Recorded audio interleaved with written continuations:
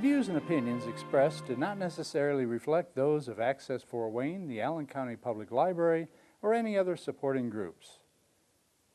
If you'd like to produce a show, call us at 260-421-1250.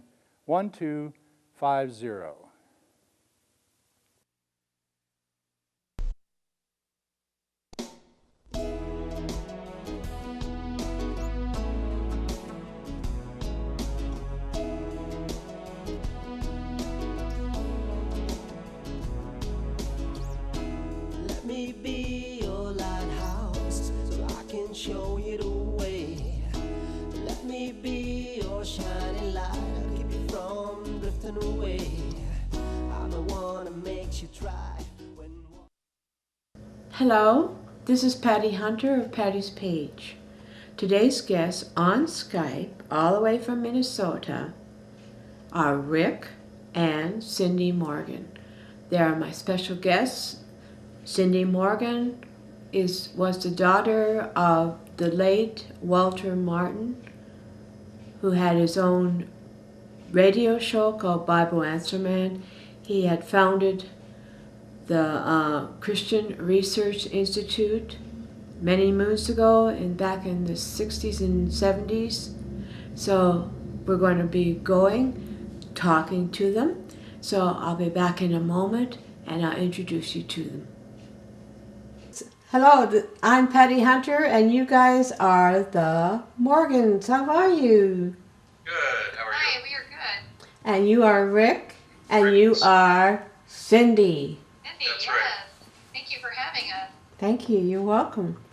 So you're here on my show, Patty's Page, and I have a lot of questions for you, so hang in there. Here we go. It's great to see you, and how are you guys doing today? Nice to see you too. We're good. Thank Very you. good. So, Rick, where were you born and raised? I was actually born and raised in Phoenix, Arizona, and I lived there quite a long time. When I was young, we moved to Yuma for a few years, but then we moved back to the Phoenix area, and we were there until I was about 35. And at that point in time, we moved out to Minnesota, so we've been here ever since. You like it there? We love it in Minnesota. It's beautiful here. Cindee, where you hail from? I'm from New Jersey. New Jersey. New Jersey. All I right. never said it that way. Oh, sorry. No, there were That some people sounds wrong. offended. That's the part that came from. I'm just being silly. Oh, that's okay. How long have you been away from your state of natural, your home? Wow. Since I was 14. So where'd you move? 14 years old. So the first 14 years of my life were spent in New Jersey. Mm. So when? Raised in Oakland, New Jersey. Oh, did you ever move to California or? I did. I was there for a while with my dad, and we also lived in Arizona. I spent some time in Arizona too. So, yeah. So I kind of got around. Was Arizona your favorite? I think at the time California was my favorite because of the ocean, Oh. but not so much anymore.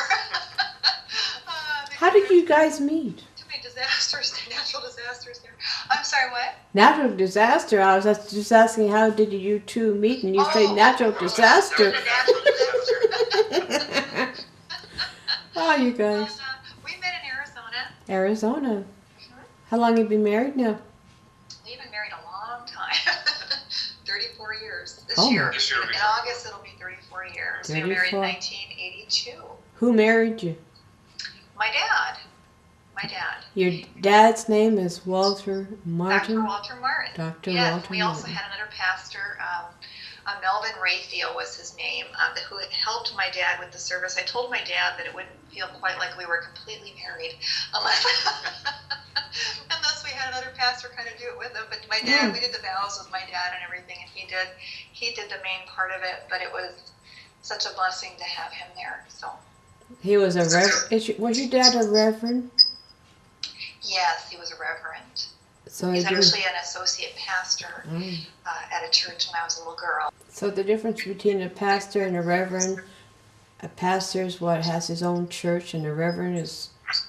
Yeah, Right. reverend is basically any member of the clergy. So early on, he was in a more pastoral role, but later, when he was doing CRI, he was fulfilling more of a reverend role. How old were you when your dad founded CRI? What does CRI mean? The Christian Research Institute. How old were you when? Actually, would not be in it. Yeah, Christian Research. I was I wasn't born yet. That was in 1960. I was born much later. No, I'm kidding. I was born in 1961. Oh, well, that's a year after it's been established. So, did he have a lot of people working under him at this Christian Research Institute? When it first began, it was under 10 people. I would say we're doing this with him. How many now? Do you know? How many now? Oh boy. I'm not even sure how many. I'd say right now CRI has a staff of, I have to count exactly, but I think it's close to 20 people right now. That's cool. Doesn't have to be overwhelming or anything like that. Well, things have so radically changed in the world with the internet and all. There's so much you can access online, and it's just really made things different than it used to be, where you needed a lot more people before. Yes, Right. More than you need as many to do, now. So. Right. I never met your papa, but I did meet Hank Hanegraaff. Oh, you did. Nice. So when did Hank take over, or when your papa had passed? Do you know what year? 1989. He actually, my dad, the Lord took my dad home in 1989, June 26th, and Hank he had brought Hank on board much more before that to work with him. That's good. So, yeah, he knew Hank for 5 years before he actually came to work with him at CRI. So tell me, Close friends. what is the mission of the Bible Answer Man? That's a radio show now that's run out of CRI. Right. When Cindy's dad began Christian Research Institute back in 1960, very shortly thereafter he began the Bible Answer Man program. And his goal, of course, was to provide a resource for people with questions to call in and find answers to their questions. And so that has always been the basic goal of CRI, is to be a resource for answering questions for Christian, or actually anyone with a question. It began, of course, with the radio program and then research. So in addition to the radio program, Christian Research also provides articles through the Christian Research Journal, and also various pamphlets and programs booklets and so on to answer specific questions. So the goal is to answer as many questions as possible. For current events, they try to stay current with whatever is happening in society, and so the types of questions that are being asked now are obviously much different than they were 30 years ago, and Christian Research is staying very contemporary with their answers. And of course, the radio program is the Bible Answer Man program. Yeah. So Hank's on it every night? He's on every day, every evening, usually, okay. unless it's taped occasionally, but very rarely. And so you have taped CDs and DVDs of the show? Actually, it's interesting because with the internet being the way it is, the need for CDs and DVDs and things like that has diminished because we have all of the Bible Answer Man programs archived and available on equip.org. So if you're interested in listening to a prior broadcast, all you have to do is visit www.equip.org, look for the Bible Answer Man broadcast archives, and you can go all the way back to 2009 for broadcasts. And many of them appear on YouTube as well. YouTube. I was just going to ask. Yes. When you say archives, is it automatically YouTube, or is it somewhere else? The Bible Answer Man broadcast archives are actually hosted on equip.org. Oh. Yeah, you can find that right at equip.org. And then we also have a video page. We have a video archive where Hank has answered certain questions, and those questions have been videotaped. So we have a video archive that are specifically tied to certain questions. those are also available at equip.org. And then we also at equip.org have a spot for the Christian Research Journal, which is a magazine that comes out approximately 6 times a year. And the Christian Research Journal is an award-winning magazine for the Christian community, and there are many, many articles in there. And those are some of the older ones, many of the older ones are online, and we're in a process of getting newer ones online as well. So what is this Hank talking currently about? Is it bisexual, homosexuals? What's happening out there politically with the LGBT. Right now, hot topics are, of course, Islam. That is making Islam is definitely a challenge for the Christian church at large right now. So there are many different topics which fall into that broad category of Islam and the Muslim faith. So there are a lot of resources, both broadcast and in print articles about that. So that's there. With the redefinition of marriage, there's a lot of information available at equip.org on gay marriage, homosexuals, the rights of gay people, Christians and gays, and there's a lot of resources available on that particular topic. So those are two large areas of how about religious liberty? I'm sorry, religious. Oh yes, he really covers everything. She said, "How about religious liberty?" Well, absolutely, right. Yes, and abortion and just all kinds of issues. Definite abortion. So the politics, obviously Hank or CRI, they are not going to come out and endorse any particular candidate, but there's certainly discussions about, is it right for Christians, let's say, to vote for a straight ticket, or what things should Christians be considering when they are going to vote. So these are topics that CRI has definitely addressed and taken on very, very carefully. Yeah. Are they still concentrating on the occult? Cults is still out there. There are still lots of questions that come into the Bible Answer Man program about cults. It's interesting because there are not nearly as many about Mormonism or Jehovah's Witnesses as there used to be, but there are still a fair number that come in. One of the interesting things is Hank and Dr. Martin as well, but the Bible Answer Man program has always been a place where people can ask questions and get answers in a respectful manner. As a result, there are people, especially Mormons, who will call into the program from time to time, and they'll just basically want to ask Hank a question. Why do you believe this? Why do you believe that? And Hank is very careful to treat them with the utmost respect, which they are due as human individuals. He's a very gentle soul. I like him. Pardon me? He's a very gentle soul. Very much so.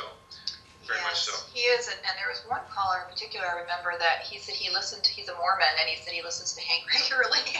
So I thought that was great. So that might help. You never know. It could be... you never know what God will do. You never know. Give him the seed and let it work.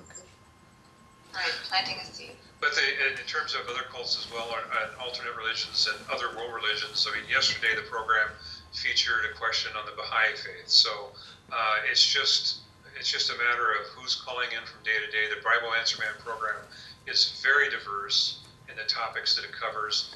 Eschatology, end times issues. There are many questions that come up in regards to that. Various political issues, civil rights issues. It's very diverse in the topics. Equality. They're really going gung ho on that one. So that'll be whatever. Yes. Yeah. Right, all those issues. Yeah.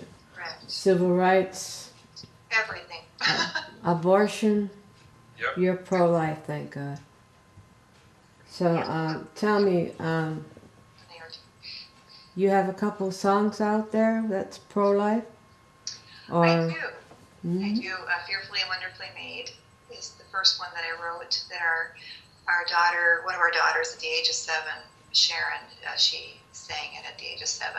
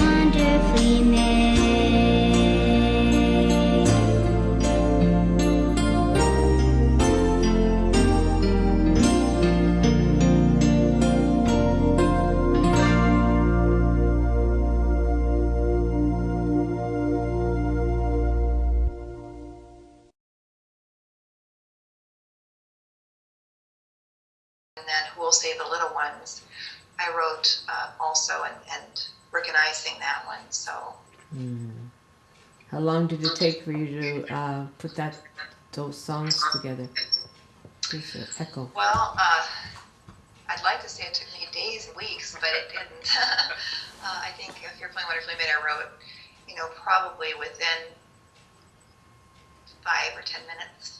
And I just really felt the Lord putting it on my heart. I had gone through a time where I had a really great friend when we first had moved out here to Minnesota, and she just really had a heart for the Lord and for the unborn, and she was very politically active, which at that time I was so busy with my kids. I was always conservative, but I wasn't really active politically like she was.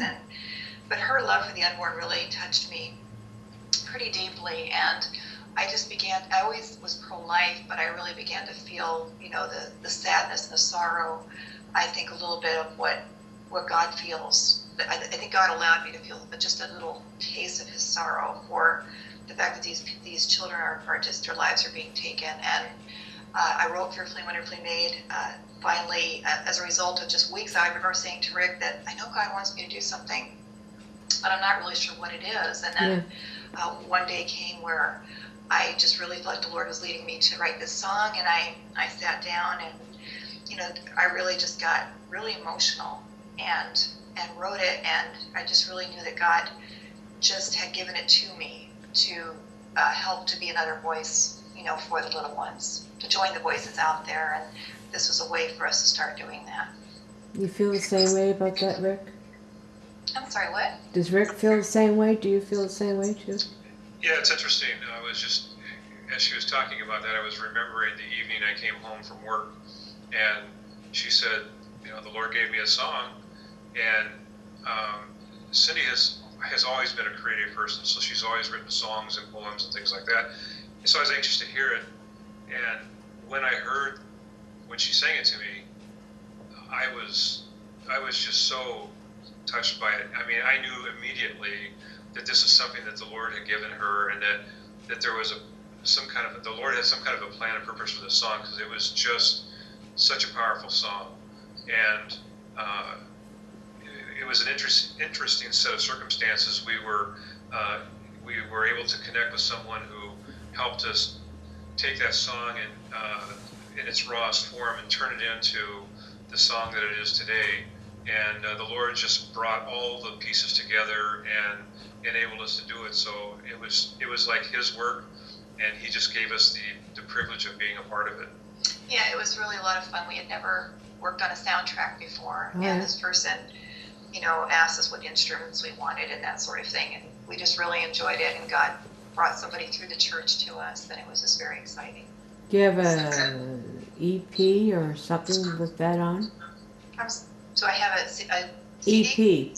Yes, we have a performance track CD, and it also has the ability on it to sing along with it. And it plays the song as well. Right, so the CD that we have, there's actually 4 versions of the song on there. One of them is a version of our daughter Sharon, who sang the song originally, and she had the original recording, and she was 7 years old when she sang that.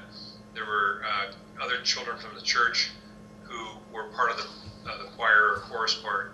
Along with our other daughters, right. too. So the CD that we have has Sharon along with those other children singing, and then there are 3 other versions which are vocal tracks, so that if someone wants to perform it live or at a church or a meeting of some kind, they have that opportunity to do as well. And that CD is available at Amazon.com. And we've given the song out quite a bit too. The only thing when we've been asked by people, because it's been taken and used in so many ways, and the only thing that we've asked of people is just that they not put images with the music, of babies that have that have died, just that they graphic images.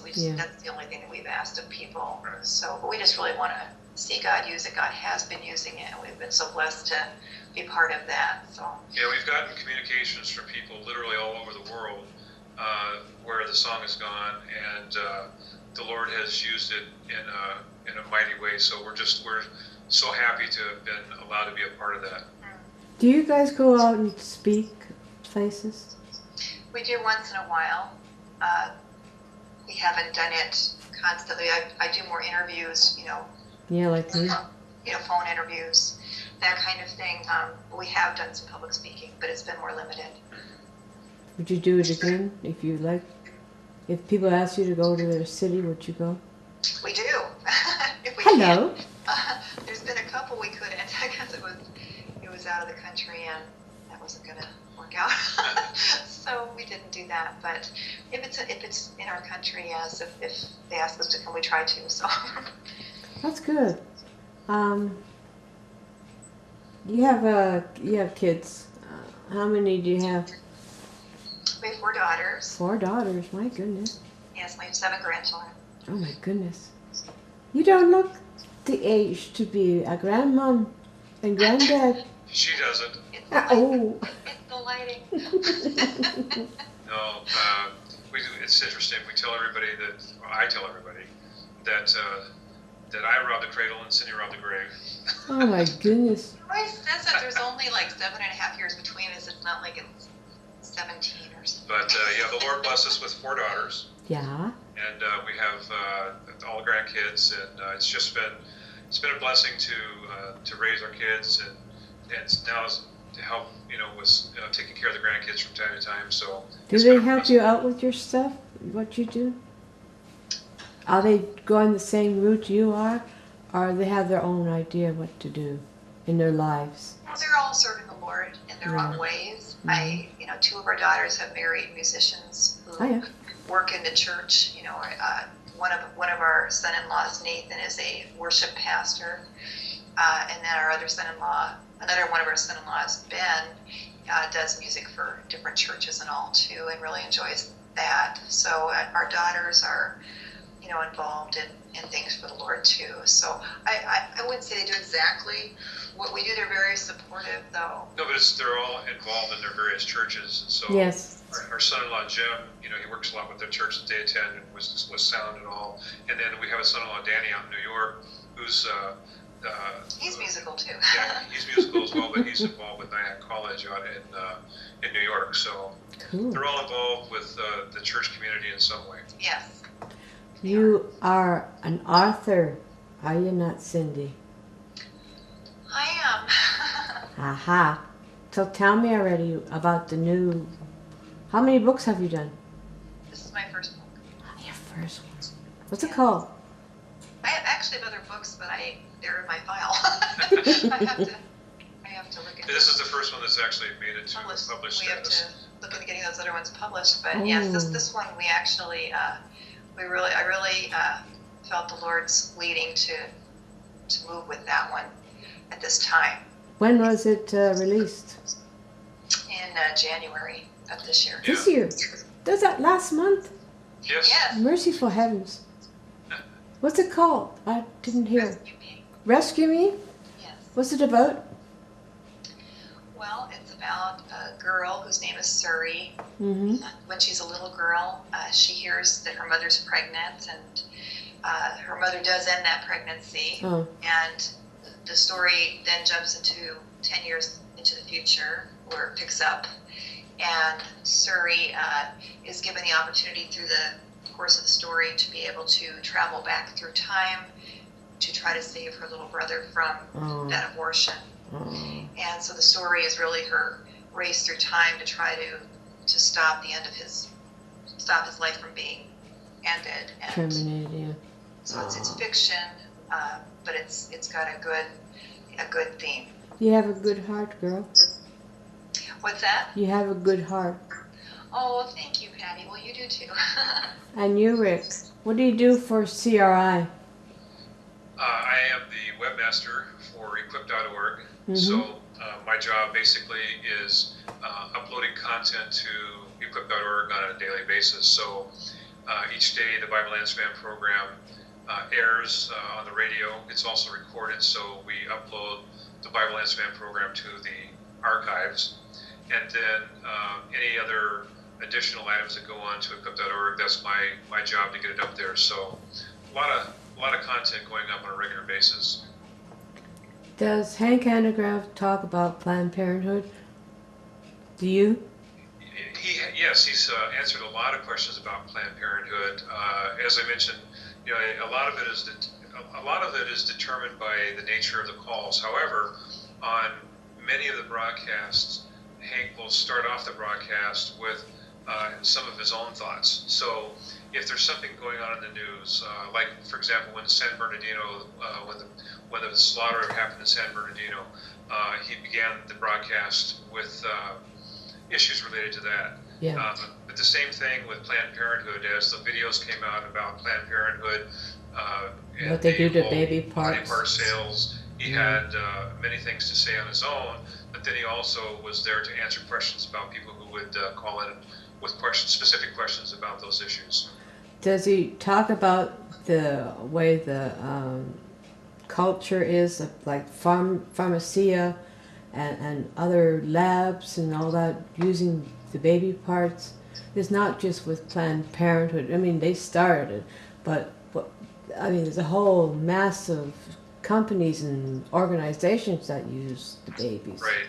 Yeah, sadly, that's just one terrible slice of that whole side of life, but that's right, there's That has to be addressed. a lot more where these, you hesitate to even use the word products, but what happens with the abortion, the baby and the parts, it's just tragic to think about the things that are done. And they're trying to say it's legal because the law made it legal. Right. There's no logic in that. There's not. I mean, and the thing is, there's no more logic in saying that it's legal to abort a human being that's in the womb than there was to say that it was legal to murder your slave or to kill your slave if he kept running off. I mean, some of the laws that the United States had in the 1700s, early 1800s regarding slavery, we would look at those as being basically abominable. We haven't yet reached the level with human beings in the womb that we finally reached with black people in society, but the human rights issues are identical. They are all human beings. They all have the right to life. And we recognize that as a nation for minorities, and it's time that we recognize it for human beings in the womb as well. Right, and the thing is that actually as a nation, America did recognize their rights all the way up until Roe v. Wade. Right. And the world actually did all the way up to Roe v. Wade. It wasn't that there was an evil towards them in the world up until that time, but it wasn't lawful to kill them until Roe v. Wade here in the United States. And these people didn't even really were not elected to be Supreme Court. In the Supreme Court. They're not elected, are they? People in the Supreme Court? The Supreme Court, right, they are... They speak for the whole country? Yeah, and the Supreme Court is an interesting branch of government because they are not elected, they're appointed, and they are appointed by basically by the president. And so whatever administration, Democratic or Republican, that you have in office at the time that an opening comes up, they have the opportunity to submit candidates for the Supreme Court, and then of course they have to be approved by Congress. Yeah. But with the exception of Robert Bork a number of years ago, typically the candidates put forth are accepted. So yeah, it's interesting because especially right now we're looking at a Supreme Court who just destroyed the concept of marriage, and states and individuals are being forced to consider what is the nature of marriage, and has the Supreme Court actually passed good law, or have they in fact passed a decision that is really a criminal decision and wrong? And therefore states are all having to consider, will they follow what they've been directed to follow by the Supreme Court, or will they stand on a matter of conscience before God and say, we will not follow those laws, we will not do that? So those are the issues that are forced upon society. But this goes back to like the Dred Scott decision a century ago, where the Supreme Court made decisions and states, individuals said, no, we are not going to go along with that. And so it's like I said, there is such a remarkable similarity between the civil rights issues for minorities and the civil rights issues for human beings in the womb.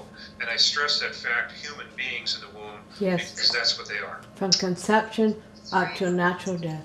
That's right. That's right. And it's interesting, too, that same with the marriage issue, that, too, was something that was well defined for all of history. Right. Until our Supreme Court in the United States tried to redefine it.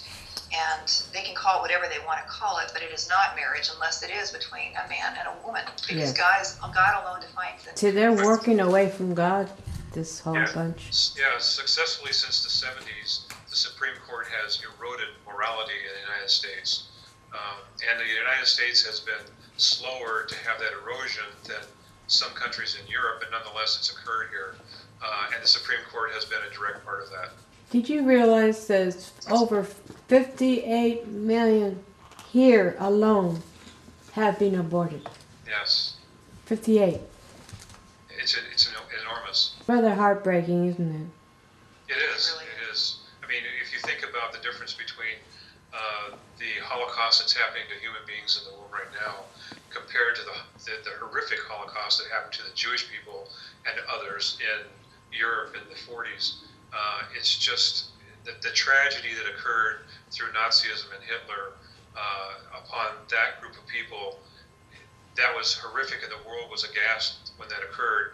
But what we have done is we've taken an entirely different class of people who would have been Jews, Protestants, Catholics, Hindus, atheists, Muslims. We have successfully murdered over 58 million people who would have gone on to be participants in society and would have made good decisions, bad decisions. We would have had stars, we would have had athletes, we would have had criminals.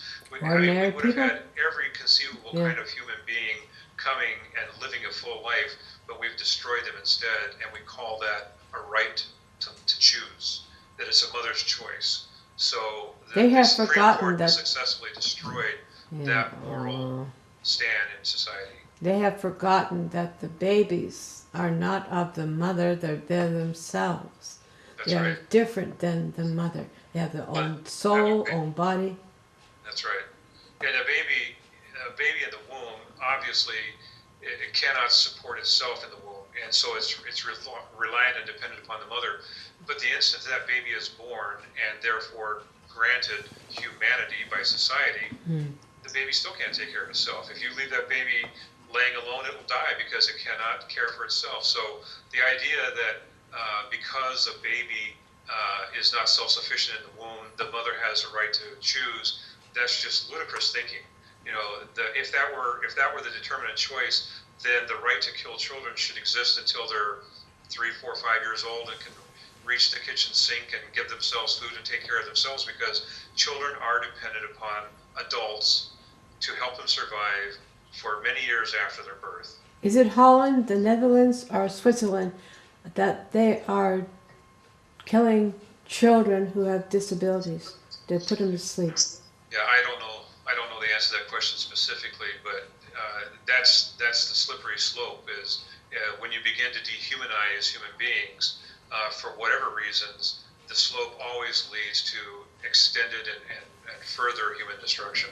The elderly, the disabled, they're being euthanized in Holland.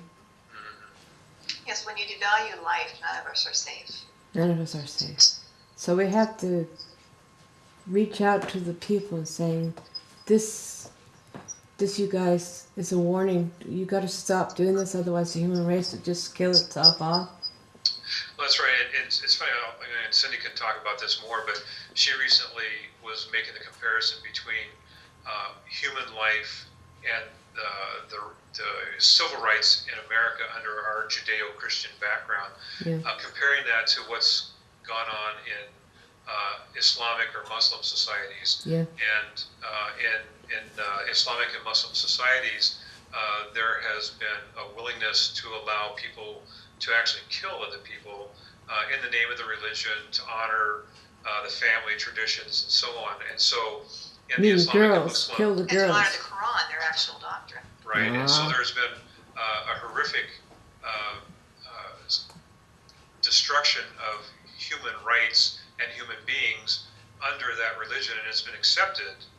And as their choice to kill has been, as that religion has moved westward and into historically Christian, Jewish, Christian, Judeo-Christian societies, the culture clash between the two has become very, very evident. So as a society, we've typically rejected many of the things that they do, but when will it be that the Supreme Court will suddenly change that? You know, is it 2 years, 5 years, 10 years from They now? shouldn't even have the Supreme Court, to tell you the truth. They should not have the Supreme Court at all. Because they're making all the decisions for us. And they don't ask us whether we want it or not. Right. Bad news. well, the system has gotten so corrupt. Is the Yeah. problem. It's a good system. Yeah, that's why we have to educate. Right. Well, it's a good system for moral people. It's Yeah. a horrific system for immoral people, Yeah. and that has been the thing that society has been fighting right now is the culture clash, the moral battles, and the job of the church is to try to reach out and educate people first of their need of Jesus Christ. The salvation that is there is available in Jesus Christ because they're sinners. And there's no one that we face in the world that have committed any of these things that are any worse than we are. So Christians are not meant to be representatives of Christ to go into the world and say, you're damned and I'm better than you are. That's not the message. The message is, I'm a sinner. I was guilty of horrific crimes against God, and yet he paid the guilt of my sin through his son, Jesus Christ, and that is available to you as well. Yes. So that's the message of the gospel, and that's the way that we need to reach out to society, and in prayer we need to ask God to make that successful, to transform society, because the government will not be pure, and the government will not be better until the people are better. Right. Well, you you have know- to, like Rick is saying, you have to speak that truth and love. And But it also you have to have a willingness to tell people the truth. It's like my father said once, how many nice ways, I'm sure he said this many more times than once, but I know he did, but how many nice ways are there to tell people you're going to hell? You're going to hell, you're going to hell. You have to be willing to love them enough to speak the truth of the gospel to them. And it's not always what a lot of people want to hear. It's And not that's why we tickling have a their lot of ear. prosperity pastors, trying to entertain and, take away from the gospel so that they can draw crowds, when we need to love them enough to say the truth, to say it in love, but to tell them the truth. it's a simple truth, but people make Mother's it time. more complicated, Well, the sweetest words I can think of for a person to hear is, your sins are forgiven. Yes. I mean, those words are the most profound words that can be spoken to anyone. And if someone is being tormented by the guilt of their sin, and by an awareness of their sin, and by awareness of their rebellion and hatred of God, if a person has been quickened by God's Spirit to be sensitive to that, for them to hear those words, your sins are forgiven, you will never ever be able to speak any better words to them than that. That Jesus loves them, Jesus died for them, and they're forgiven. I think he means the whole package. Yeah, that's what I'm saying, is basically the gospel.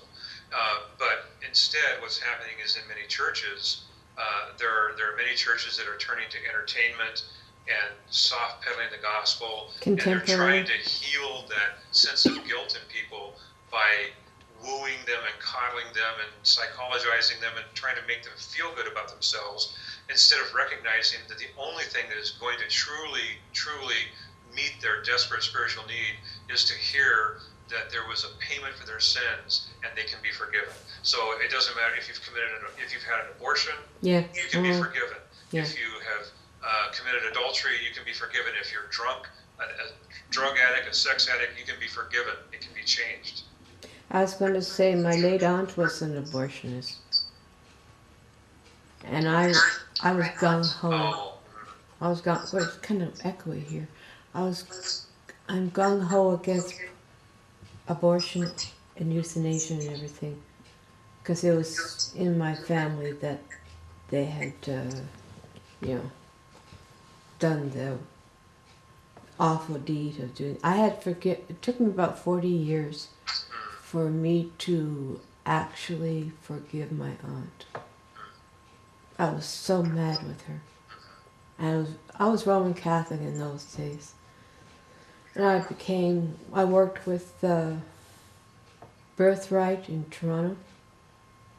And then I worked my way up. And then working around in California, where we worked for CRI. Then we moved to Charlotte, North Carolina, where CRI is now. And then we moved here.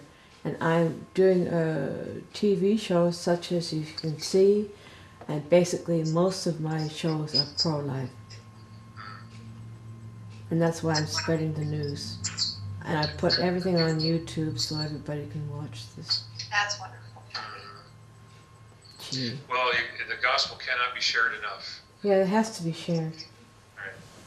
Right. What encouragement can you give my audience besides you already given an encouragement about the doctrine, the gospel, and all that? How can you reach out to them? How?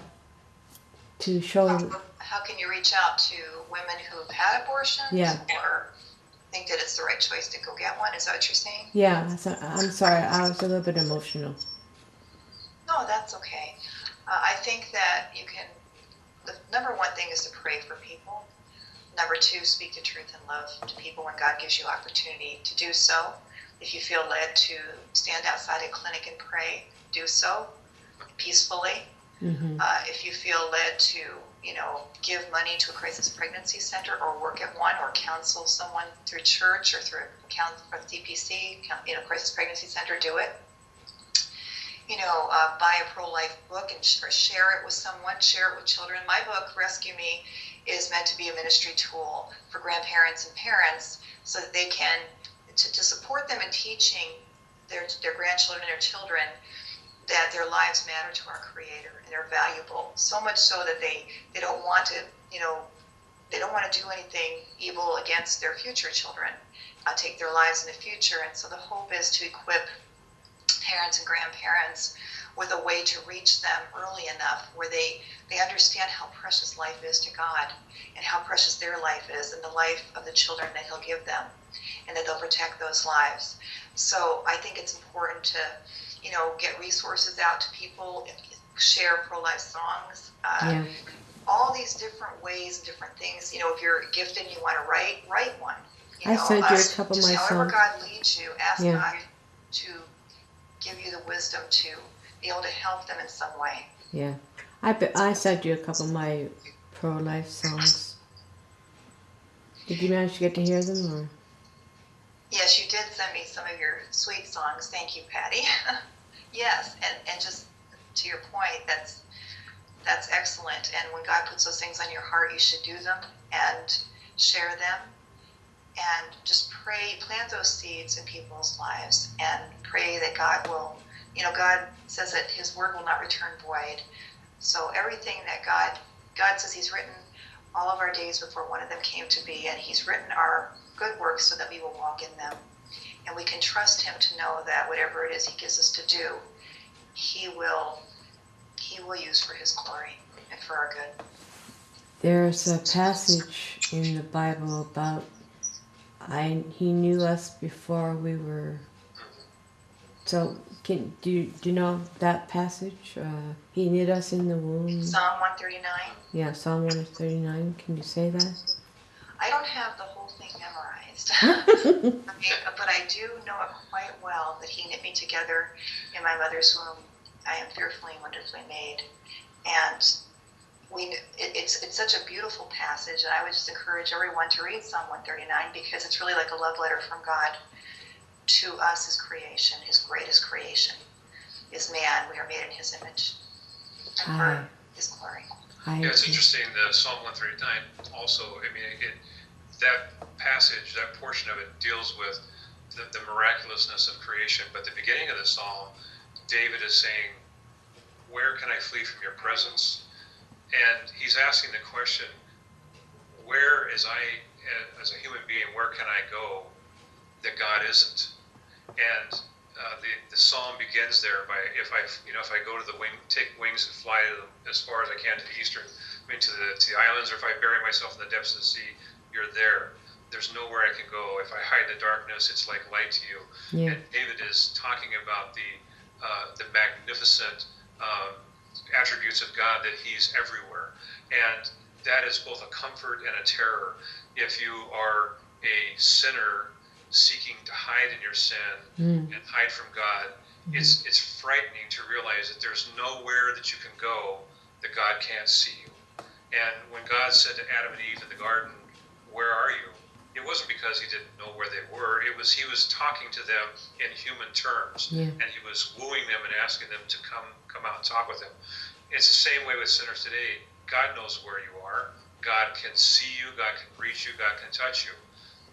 The opposite is also true, that if you're a Christian, if you've been forgiven, if you've come to know the comfort of the Lord, there's no place that you can be. A concentration camp, a prison, a prisoner for religious sake in a dark prison cell in a horrible country.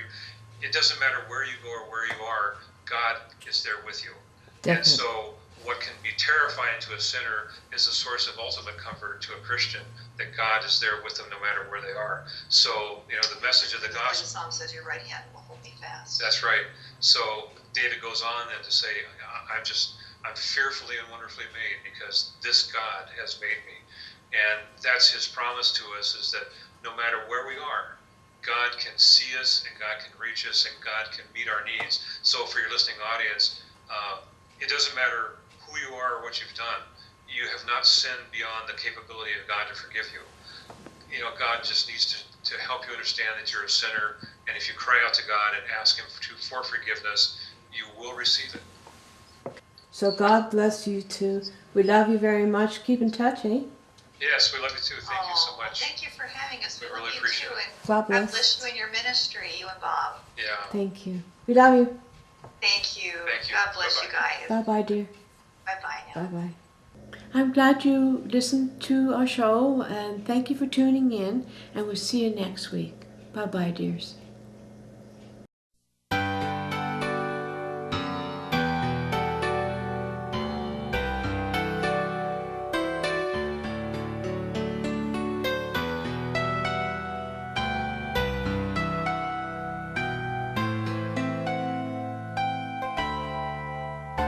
There are laws throughout the land to protect most every man from the evil that some would choose to do.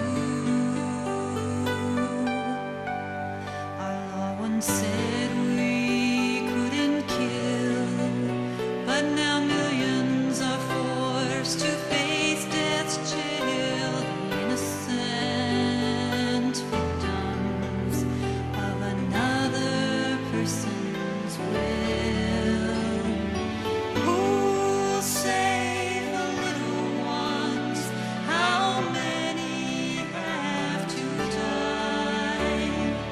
Who'll hold the hand of death and end their silent cry? Who'll save the little ones, given only moments to live? Who'll stand and fight for their right to be born alive to live?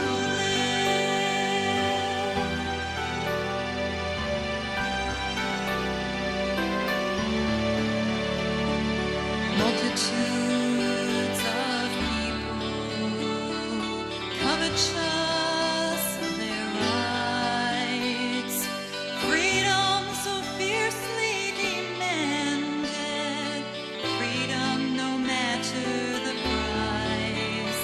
Yet for millions of unborn babies, the right to live they cannot choose.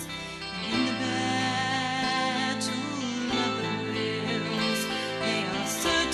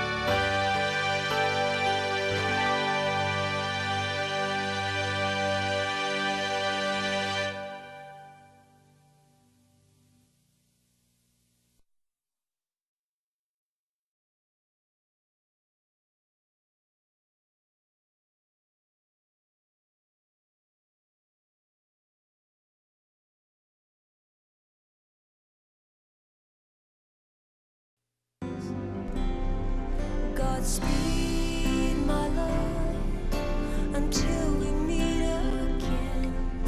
You're always in my heart and every dream.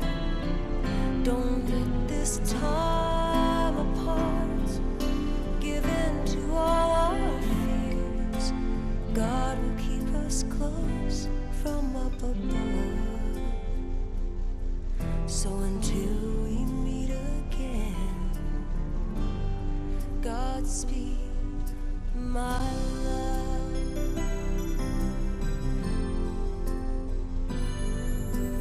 God is with us all.